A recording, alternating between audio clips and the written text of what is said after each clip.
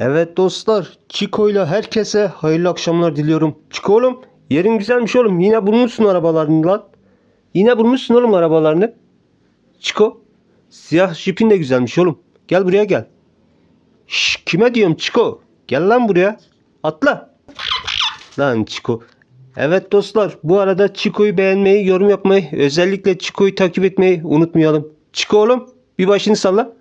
Bir başını salla. Salla. Diğer tarafa salla. Bu tarafa salla. Bu tarafa. Lan Çiko. Aferin oğluma. Evet dostlar, bir sonraki videoda görüşmek üzere diyorum. Allah'a emanet olun. Sağlıcakla kalın.